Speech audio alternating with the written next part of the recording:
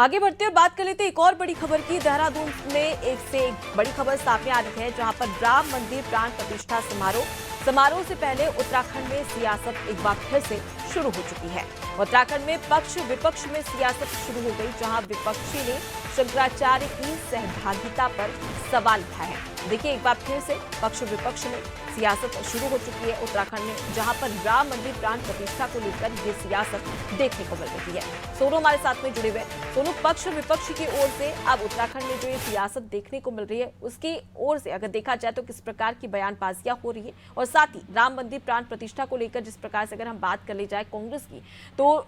चाहे मल्लिकार्जुन खड़गे की बात करें या सोनिया गांधी की बात करें, उनकी ओर से बयान भी सामने आया था, जिसमें उन्होंने साफ तौर पर कह दिया था कि हम जो कार्यक्रम हो रहा है, ये इवेंट है एक तरीके का आरएसएस और बीजेपी का, इसलिए उन्होंने इसमें जाने से इनकार कर दिया। लेकिन अब उसके बाद में जो आरोप प्रत्यारोप का दौर शुरू हुआ है, उसमें उत्तराखंड में किस प्रकार की हलचल देखने को मिल रही है? देखिए, तमाम कांग्रेस के नेताओं को बीजेपी की तरफ से, उत्तर प्रदेश सरकार की तरफ से जो निमंत्रण दिए गए हैं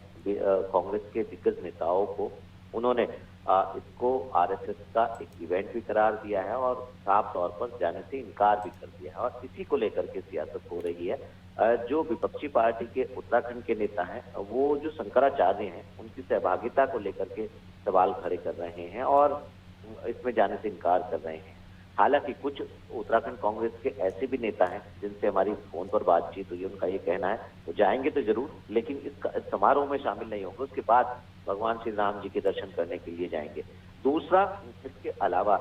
जो सत्ताधारी पार्टी है बीजेपी, वो साफ तौर पर कांग्रेस पर अब हमलावर होती हुई नजर आ रही है और बीजेपी के नेताओं का ये कहना है कि जो कांग्रेसी शंकराचार्यों की सहभागिता को लेकर के हम फैला रहे हैं, ये कहीं ना कहीं सियासत है और इसी को लेकर के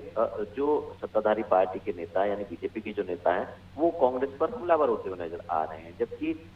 जो विपक्षी पार्टी कांग्रेस के नेता हैं, वो अपने अलग तर्क दे रहे हैं। तो ऐसे में राम मंदिर प्राण प्रतिष्ठा समारोह को लेकर के उत्तराखंड में जो सियासत है वो तेज होती हुई नजर आ रही है। जो विपक्षी नेता है वो अपने तर्क दे रहे हैं और जो सत्ता पक्ष के नेता हैं वो अपने तर्क दे रहे हैं, और ऐसे में आरोप प्रत्यारोप की सियासत जो है वो दिनों दिन तेज होती हुई दिखाई दे रही है। जी बिल्कुल, अब ऐसे में देखने वाली बात होगी कि प्राण प्रतिष्ठा को तो अभी समय बाकी है, लेकिन उससे पहले ये जो सियासत देखने को मिल रही है, उससे किस प्रकार से आगे हलचल देखने को मिलती है। मैं लौटूंगी आपके पास में, सुनो आगे भी आपसे खबर पर अपडेट लेंगे। तो देखिए, राम मंदिर प्राण प्रतिष्ठा को लेकर एक बार फिर से सियासत कर पा गई है और उत्तराखंड में जो पक्ष विपक्ष है, बीजेपी और कांग्रेस, उनके बीच में एक बड़ी टक्कर देखने को मिल रही है, क्योंकि यहाँ पर आरोप प्रत्यारोप का दौर भी शुरू हो चुका है कि विपक्ष ने शंकराचार्य की सहभागिता पर सवाल उठाए। अब इसी को लेकर कहीं ना कहीं दोनों पार्टियां आमने सामने नजर आ रही हैं।